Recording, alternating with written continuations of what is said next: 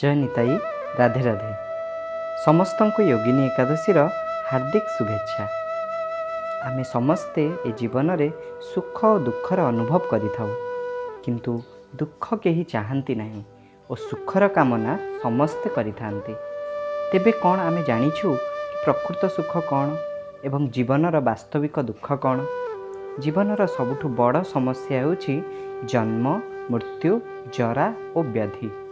एहाठारु केही केबे बंची पारिबे नाही एवं एहा समस्तंक जीवन रे आसी थाए। जन्म बड़ कष्टदायी अटे।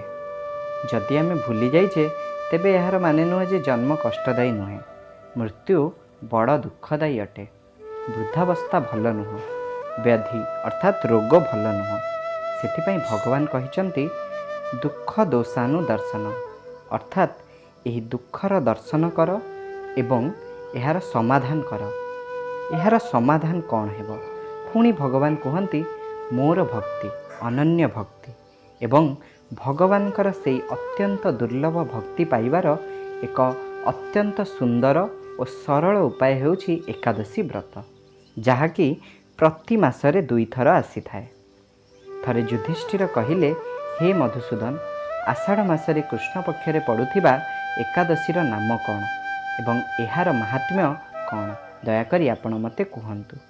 श्रीकृष्ण कहिले, हे राजन, आषाढ़ मासर कृष्ण पक्षर एकादशीर नाम योगिनी अटे। यही व्रत प्रभाव रे मनुष्यर महापातक नष्ट हो जाए। से ए लोकरे सुख भोग करी पर लोकरे मध्य सुख भोगी थाए। यही एकादशी संबंधित कथा एबे सुन। अलकापुरीर राजा कुबेर भगवान शिवंकर परम भक्त थिले। तांको पाखकु हेममाली नामक जड़े यक्ष पूजा पाई प्रतिदिन मानसरोवरु पुष्प आनी थाए। ता पत्नी विशालाक्षी अत्यंत रूपवती थिला। से यक्ष ता पत्नी प्रति सर्वदा कामासक्त रहुथिला।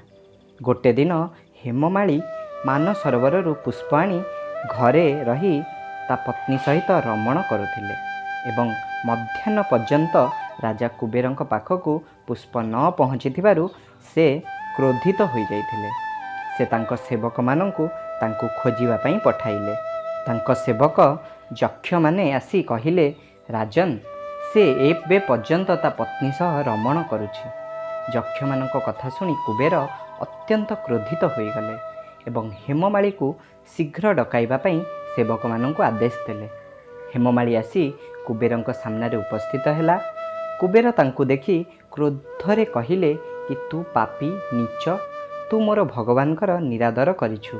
मु तते अभिशाप दउछि कि तू तोर स्त्री वियोगर दुख भोगिबु एवं मृत्यु लोकरे जाई कुष्ठ रोगरे कष्ट भोगिबु।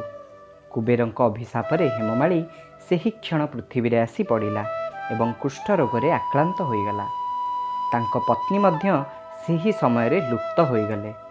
मृत्यु लोकरे से महान दुख भोगिला, किंतु शिव पूजा प्रभाव रे तार बुद्धि मलिन हेला नहीं एवं से भ्रमण करू करू सुमेरु पर्वत शिखर रे जाई पहुँचला। सेठारे से मार्कंडेय मुनि दर्शन पाइला। मार्कंडेय मुनि ताकु देखि परोपकार भावना रे तार कुष्ठ रोग हेबार कारण पचारिले। से कहिला, मु यक्षराज कुबेरंक सेवक अटे। तांको नित्य पूजा पाई मु पुष्प आनी करी दिए, किंतु दिने मु मो स्त्री सह रमण करी विलंबरे मध्याह्न सुधा पुष्प नहीं न पहुँचबारु से मते अभिशाप दे देथिले। सेही अभिशाप को मु एबे भोगुछि। एबे आपण दयाकरी मते कौनसी उपाय बतांतु जहा द्वारा मोर कल्याण होई परिबो। मार्कंडेय मुनि कहिले, तुमे मते सबु किछि सत्य कहिछ, अतः मु तुम कल्याणार्थे एक उपाय कहूछि, सुण। तुमे आषाढ़ मासर कृष्ण पक्षर योगिनी एकादशीर विधि विधान सहित व्रत कर, जहा फल तुमर समस्त पाप नष्ट हो।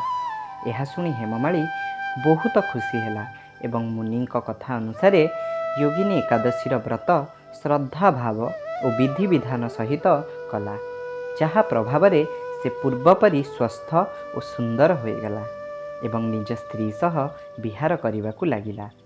योगिनी एकादशी महापुण्यदायिनी पापनाशिनी अटे ଏହି ଏକାଦଶୀ ମହାତ୍ମ୍ୟ ପଠନ ଓ ଶ୍ରବଣ ଦ୍ୱାରା ସମସ୍ତ ପାପ ନାଶ ହୋଇଯାଏ ଏବଂ ମନୁଷ୍ୟ ଶେଷରେ ସ୍ୱର୍ଗ ସୁଖ ପ୍ରାପ୍ତ କରେ।